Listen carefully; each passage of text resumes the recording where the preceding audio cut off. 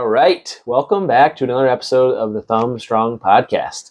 I'm joined as always by Coach Bethany. How are we doing today? I'm great. Good. So today we have an awesome topic. It's the missing link in our training. Mm-hmm. We're going to be talking about balance and coordination. So when it comes to balance and coordination, most people think that these are just things that you have or you don't have.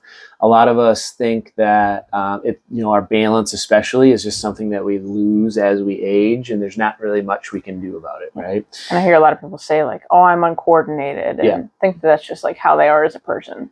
Yeah, and you might be coordinated in some things and not in others, Yeah. and so we want to talk about that as well, and why that is, and how maybe we can fix it or change it. Mm-hmm. Because they matter a lot more than people think. And so we're going to get into some statistics around it, on why it's so important, especially as you age, for those people that are, approaching 50, 60, 70 plus, why it's really important to incorporate some certain type of training to combat it, to help you guys out. So it's good for energy age, really. And really it matters because, that's what's going to lead to people being able to stay independent. It prevents falls, which we're going to talk about, just moving better in daily life, doing daily tasks easier, having confidence inside and outside of the gym or just daily life, doing activities, being able to react, catch yourself, control your body. Those are all things that obviously balance and coordination are going to help us with, right? Mm-hmm. So, I guess the first thing we can jump right into is, what is balance and coordination? Yeah. So a very simple explanation is balance is your ability to keep your center of mass under control, whether you're still or moving. So there's dynamic balance and static balance. Static is like standing on one leg and just holding it there and balancing. And then there's dynamic balance, which is like when you're catching yourself or like bounding laterally side to side, like, if you think about sports and where you like hop to the side and you have to like stop yourself, and like watching people turn on a dime or watching a running back weave through people, it's like that's where the dynamic balance comes in. Coordination is how well your brain and body work together to produce the movement that you want with the right timing and force and sequence. And so it's a lot all pairing them together, a lot of the brain's working with that. And to coordinate, basic stuff. We learned it as toddlers. You watch a baby and they go to reach for something to drink out of, and it's slow, and then they gotta like they're kind of like bring it all over until they get to their mouth, right? So they're building the coordination of just like basic things, whereas like we've already built that, obviously, just because we're fully developed. But it's the same thing for whether it's hitting a ball, whether it's jumping rope, things like that, where it takes like all the coordination of timing, force, how high you jump, and just like the rhythm of it too. Rhythm's a big part of it too. A good summary is that balance is about stability, and then coordination is about control. So balance depends heavily on three main systems. So there's vision, what your eyes tell you. There's the vestibular system, which is your inner ear and your head position. So like where your head is in space. A lot of like gymnasts will talk about this, where like that's where they can tell where they're at just based on like their head position. And the proprioception is another very common one. So your body's awareness of where it is in space. A good test is if you close your eyes and then to like touch your nose with your hands. So you take away that visual one, and then you can see how coordinated you are without being able to see your body do it, using the proprioception of knowing where your body is in space when your eyes are closed. So yeah, basically your brain takes these signals, interprets them fast as possible, and then sends the right output to your muscles of what to do. And so balance is not just a leg strength issue. Well, that's generally part of it.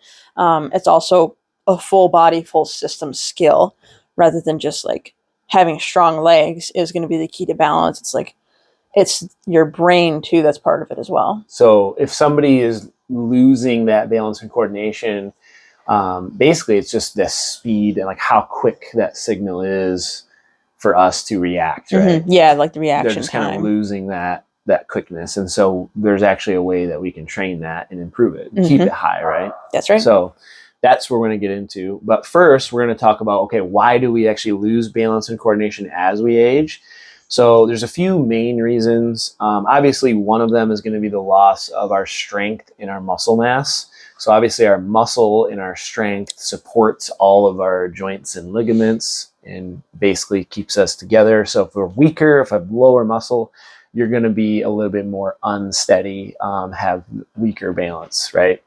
Losing kind of control over the body, recovering from a stumble, that kind of thing is going to be harder if you don't have as much strength or muscle mass to support it. Another thing is just that slower reaction time. So kind of like what we talked about, that speed of sending the signal, okay, we're falling to our left, that reaction time, that speed to which tells our body to react and step out with our foot, right? Decline in that proprioception.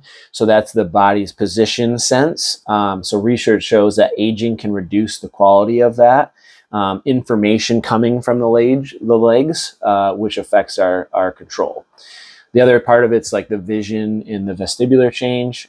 So balance relies on good sensory input. So age-related changes in vision and vestibular function reduces how accurately the brain detects the body's position. So maybe it doesn't realize where we're falling or like what we're doing, right? Yeah.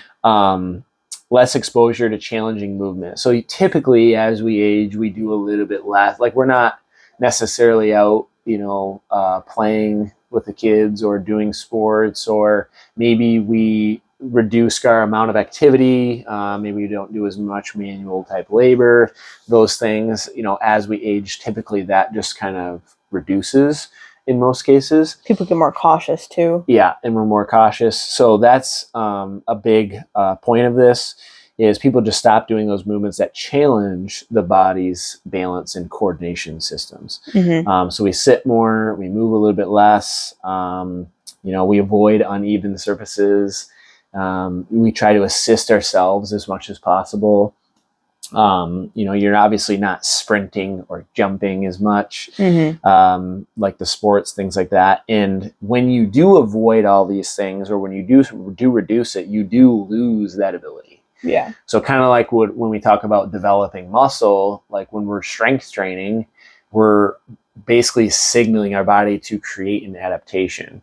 And so if you sit more, move less, avoid stairs, avoid uneven surfaces, you don't run or jog or jump or anything like that, your body's going to adapt. And basically it's like, okay, we no longer need that strength or coordination or balance, right? And then the last one is going to be some medications, fear, inactivity. So the CDC lists several modifiable or fall risk factors. So including certain medications, vision issues obviously play a role, or vision is huge. Like Bethany said, when you remove your vision, you have to rely more on your senses. And if you do remove your vision, it's harder. So that can lead to more issues, pain in like joints, especially in like our feet, lower body weakness, things like that can also reduce it. So number 4 here, why are we coordinated in certain things but not other things? This is kind of cool. So it's very often task specific and what you repeat the most, what you practice the most. So somebody can be really coordinated in one area and awkward in another because it's something learned through repeated exposure to that stimulus, to those specific movement patterns and specific timing demands, environments, even just like muscle strength and coordination and things like that. So examples, a great lifter may be uncoordinated when dancing. A runner may struggle with kettlebell snatches. A baseball player may have amazing, rotational timing and everything like that, but really bad single leg balance. And somebody could be like really great on gym machines, but then clumsy and uneven, different like outdoor terrain. So like if somebody runs on a treadmill a lot, but then they go to do a trail run, it's very different because it's a very uneven surface. Right. And even things like typing. Typing takes a lot of coordination, right? That is physical coordination. Like there's muscles in your hands that type with your fingers. I've never really learned how to type very well, so it's hard for me to do. But then there's some people that they're like super fast at typing and they're really good at it. But then they come into the gym and they feel really uncoordinated, but it's just because they haven't practiced those movement patterns where, they've been typing for 20, 30, 40 years. Yep. And they have so much repetition and they do it, 5 days a week with work. Yep. And same thing with like musical instruments is that's all, building that coordination, building the timing, whether it's, a string instrument or if it is like a piano, drums, percussion, like all that kind of things takes a lot of different coordination and timing, which somebody can be really good at that and then not really good as far as physical coordination. Right. And then some people, it's more like quote unquote natural for them, which I think comes down to what you did as a kid too, and what your baseline is. So the biggest thing to take away from this is that your training adaptations are mostly like task specific. So like balance skills don't automatically transfer equally to every other balance task. It's like if you practice one thing, you're going to get good at that one thing. And prior experience helps when you learn the new skill. And like for similar coordination, like learning that a little bit faster. But yeah, being coordinated is not one like generalized trait. Like you could be really coordinated with your hands, but your legs might not have good coordination. Like hand-eye coordination versus like foot to eye coordination might be really different. Like soccer players versus baseball, softball players, like very different. Yep. And a great analogy or like an example is it's kind of funny when you see, like, for example, when I was in high school, some of my buddies were like amazing football players and like they could run super fast and juke and like running backs, for example. But then we play pickup basketball and like watching them shoot a basketball, they look completely uncoordinated. So it's like, how is this like extreme athlete, and then throw them on hockey skates or rollerblades. Yeah. And they can't even stand. They look like I don't know, like a newborn deer or something like that. Like their legs, they don't know what to do with, right? Yep. So it's just kind of funny how we can be really good at certain things and not at another. And another example is like, if you're right-handed and you try to write with your left, it's super hard. Or like doing anything with your left hand or your left leg is different or harder. It's basically just comes down to repetition, and we use obviously our right hand a lot more. Or like if you're a basketball player, you're used to jumping and shooting, but then maybe like you go to swing a bat and you're not good at it or uncoordinated with it. So what we're trying to say though is that all these things can be improved and developed. So if you're somebody that's like, I don't do this because I'm too uncoordinated or I don't have the ability to do that, you can train it and you can do it. Like you're practicing guitar right now.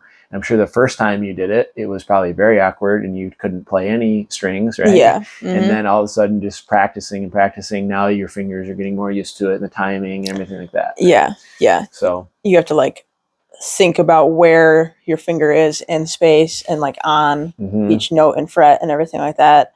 And coordinate both hands at the same time. It's very interesting, especially in like learning snowboarding. That was another one that took a lot of new coordination. It's just very different from anything else. I mean, skateboarding, snowboarding, like all that kind of stuff takes just such different coordination and balance. So where like, the first few times, like you feel like a newborn baby deer trying to find its legs. Like, I don't know what I'm doing. I don't like, you're trying to focus on what you're supposed to do, but you don't even know if what you feel is right. And so it translates a lot to like when new people come in and I see them and they're like, I don't even know what I'm doing with this. Like the dumbbells are going everywhere. They can't control them very well. And I'm like, this is completely normal. It honestly, in a couple weeks, like it won't feel like this anymore. And then, it's like same thing with practicing a new instrument or learning to type faster or a new sport, something like that. It just takes those first few like reps where you feel like absolutely terrible at it. Mhm. And you're like, man, I'm so unskilled at this. But then it's like after a little while, it just kind of starts to click. Yep. So basically, bottom line is balance and coordination can be improved, and specifically for reducing falls and things like that. Like, we want to obviously touch on how can we help, especially the older population, because that's obviously where we're the most worried about our balance and coordination. Even injuries for and just general injuries, yeah. general people get injured quite a bit. Shoulders, Yep. knees, hips. Yep. Like that's another thing that balance and coordination improves is like if you do become unsteady, like you're able to catch yourself without injuring yourself. Yep. So exercise can improve our balance and reduce falls, especially when it includes those balance challenging movements, functional practice, and strength work. And that's a big reason why in all of our training, whether it's group training, personal training, we do a lot of functional exercises, strength training, a lot of like single arm, single leg. We do like a lot of step ups and jump rope and things like that to try to help improve people's coordination and balance. So a study showed that exercise reduces falls by about 23%, and resistance training studies show a lot of meaningful improvements in balance and performance. So basically, we can improve our balance, we can improve our coordination even later in life. It just takes that consistency, progression, and the right training. And so we want to talk about that training. So first one is the role of strength training. So strength training can help improve it by lowering by improving lower body force production, trunk stiffness. So we do like a lot of core strengthening. There's a saying that you're only as strong as your core. So like you could develop really strong legs and really strong arms. And that's one of the downsides of doing like a lot of machine work is you're not really incorporating and engaging the core as well. So developing that core from those functional movements, such as like we do a lot of suitcase carries and farmer carries and specific core work, even squatting and even squatting where you are like loaded stuff. And stuff. Yep, like anything loaded on the spine. I feel my core a lot when I do goblet squats. Yeah. Oh yeah. Or like just like holding that right there at front squats. Yep. Even more so with goblet squats for some reason, just because it's in front of me more, I think. But yeah. It will improve our ability to decelerate and restabilize, ability to recover after a trip or a misstep, just give you more confidence under loads when you are either using weights or even just in daily life, like carrying groceries, going up steps, things like that.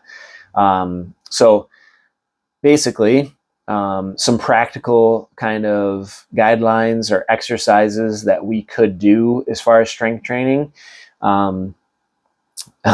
Split squats, step ups, carries, sled pushes, deadlifts, sit to stands, in other words, like a squat from a chair, single leg RDL, lunges, calf raises, anti-rotation work.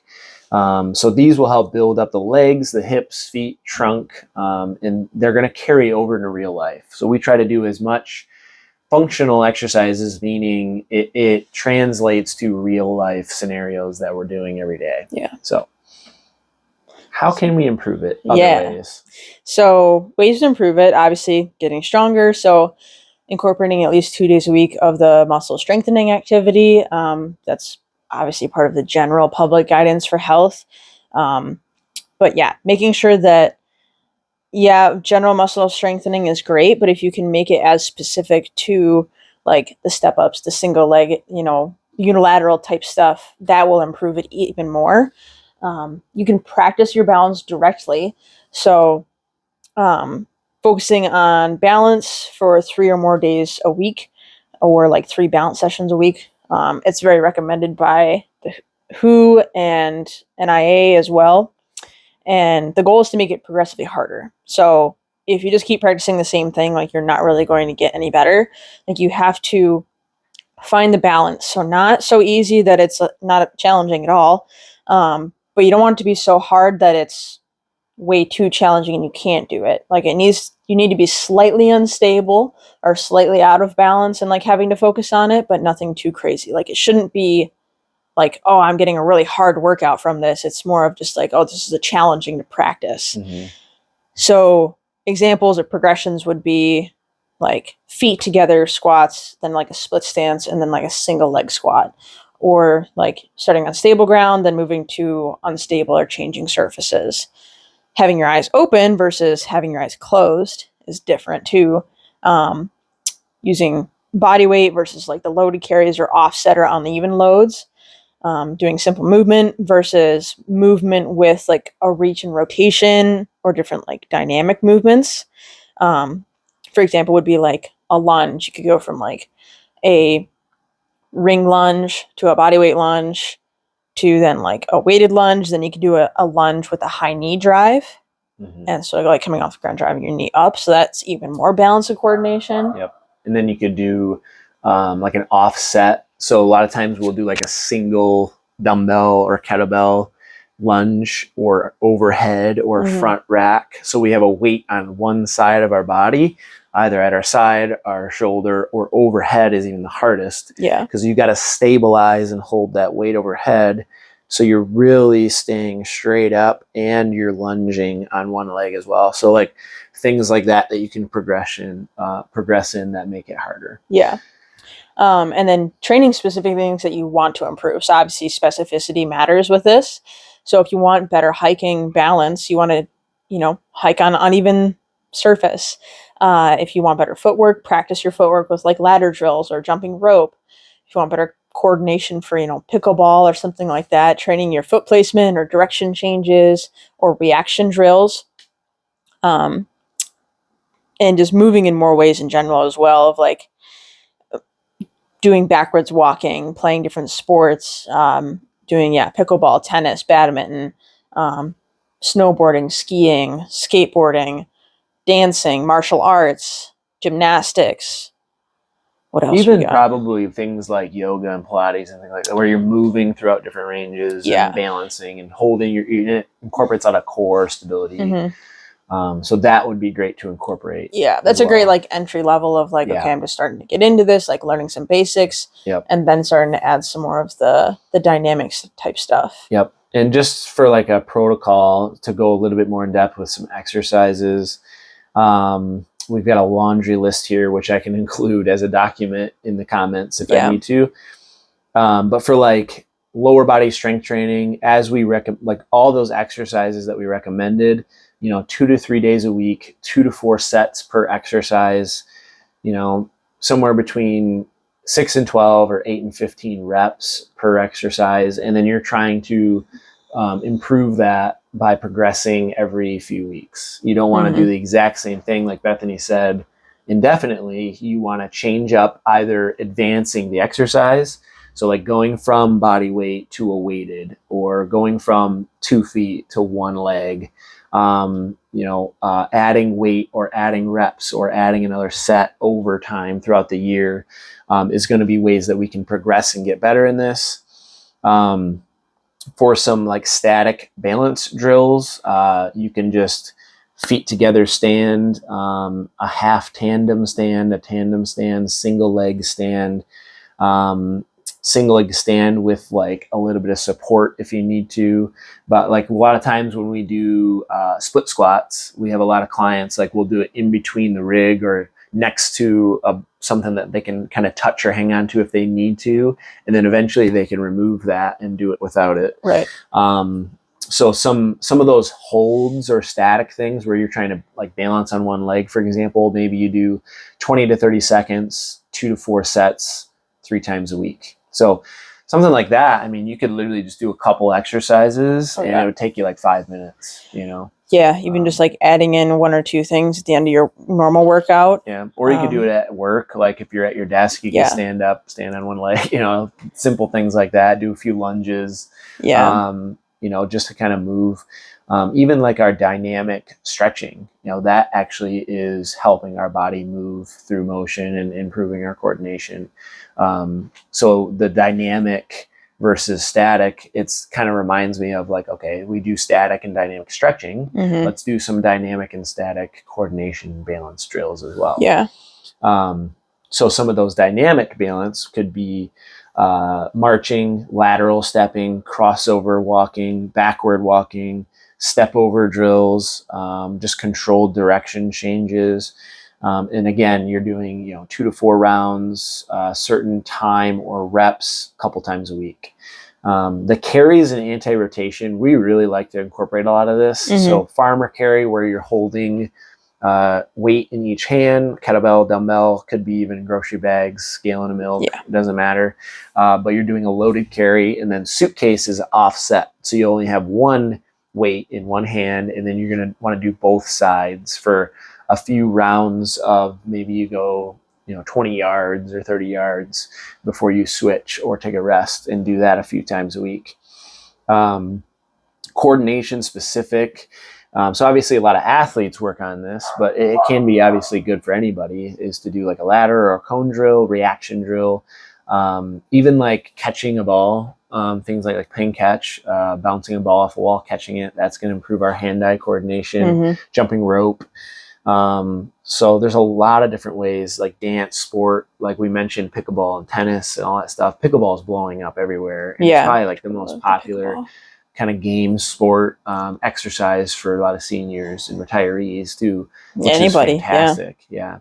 But you see a lot, and it's funny because you can go and you might go to a pickleball court and you see the 75-year-old guy like, kicking everybody's butt because he's just played it long enough. So like it just goes to show that, no matter what age you are, you can develop that coordination and speed and balance, even just golf. through time. Golf is another great example. That takes a lot of coordination and balance for sure. So there's many different ways that you can do this. But the best combo is to have, 2 to 3 strength training days, maybe 3 short balance, and then maybe you spend a few minutes working on coordination. And you can do that all in one session. You can do the 2 to 3 strength training workouts, and then maybe just in the morning or in the afternoon or at work on your lunch break, you do some balance and coordination type stuff. Or that's when you go out with the family and you play a game or something like that. Yeah. Even something like ping pong. Like a lot of us have ping pong and stuff at our houses, in our basements or something. That's even a good coordination. Oh, yeah. Get into that. Yep. So lots of different ways that you can do this. So some of the key takeaways for you guys. Let's get to my area here. So for adults, 50 plus, 40 plus, standing on one leg while slightly holding support, heel to toe walk, step ups, farmer carries, sit to stands, split squats, walking on uneven surfaces. Start using more steps and stairs even. That's going to help you build that strength and maintain that strength. I know we tend to avoid that stuff as we get older because maybe we have some knee pain or back pain or something. But or you're worried about falling. Or you're worried about falling, yeah. But understand that it's going to help you the more you do it. Yeah. So for gym members, don't do everything seated, like in a fixed machine. Like we've got the Selectrized machines out there, which are great for strength training, but you definitely want to incorporate some more free weight exercises, especially dumbbells and kettlebells, where you're doing single arm, single leg, more unilateral carries and things like that is going to really help. So, yeah. And then just make sure you don't avoid movements that challenge your stability. That's a big part of it. So working through full range of motion, under control. And for the people who have a habit of saying, I'm just uncoordinated whenever they start something new, it just means that you haven't practiced that enough. Like you just haven't practiced that skill yet. Nobody's coordinated at something the first time that they try it, unless they're like a freak, natural, gifted person. Like nobody expects to be able to rip on the guitar the first time they try it, or piano. It seems, you understand that that's unrealistic. And so same thing with anything physical, if you're just working out in the gym. Yeah. And just real quick, like this is super important to consider because some statistics here. So there are over 14 million adults over 65, and 1 in 4 report falling every year. and about 37% of those falls cause an injury. And falls are the leading cause of an injury for somebody over 65. Age-related fall death rate has increased by 21% from 2018 to 2024. So that there's obviously a huge risk here for especially those people over 65 with falls. So this is very, very important. And that study I mentioned earlier, they did 108 randomized controlled trials involving over 23,000 adults. And exercise programs such as what we mentioned can reduce the number of falls by about 23%, which is pretty massive. Mm-hmm. So this is very, very important for you guys to work on. So yeah, basically just hopefully this was really helpful, and understand that balance and coordination are trainable skills to help you stay independent as you age, help with longevity, keep you from falling, and not to mention just enjoying life and being able to do the things you want to do for as long as possible. Right. Being able to do the activities that you want to do and be able to participate and get more. Playing tag with your grandchildren. Yep. Tag is very, you got to have a lot of coordination and balance for playing tag. Yep. And one thing I wanted to say too was for a lot of parents and even grandparents, like, get your kids involved in as many little things as possible. So like, fortunately, I've been very good at being able to pick up skill in almost any game or sport or activity. I've never been like an exceptional athlete in any one area, but I've been pretty good in almost all areas. Pretty good at basketball. I played some football. I played hockey, even like ping pong. And I did a lot of, when we were kids, like we did a lot of that, like outside. We got outside, we played every sport with, the kids in the neighborhood. We played ping pong, we skateboarded, we roller skated, ice skated, we rode BMX bikes every single day.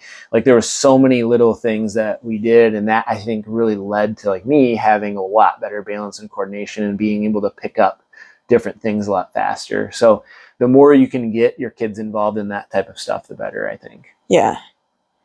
All that stuff's good for building it when you're young. 'Cause like you can kind of tell here if somebody was an athlete, if they did a lot of sports growing up, because they do. Some people, like, you demonstrate something and like they see it and they can do it. Yeah. Or they need just like maybe minimal coaching, and then like they've got it. And so it's like they just have that foundation from a younger age. And not to mention, when you learn something when you're a kid, like you retain that and you have that muscle memory for a long time. Mm-hmm. Like how many clients have we signed up and started doing classes, and we bring out the jump rope, and it's been 40 years since they've jumped rope, but they just, like, it's like riding a bicycle. They can just do it. Yeah. And then we've had literally like, teenage athletes in here who have never jumped rope, and they cannot do it. Like they just don't even understand the rhythm or anything. Yeah. It takes them a lot longer to learn it. So if you can get the young kids to do these things at a young age, like you're going to learn it and know it and have that coordination for a long time. Mm-hmm. It's just going to help with everything. That's right. Hopefully this was helpful. If you have any questions, let us know. And until next time, stay healthy. We'll see you.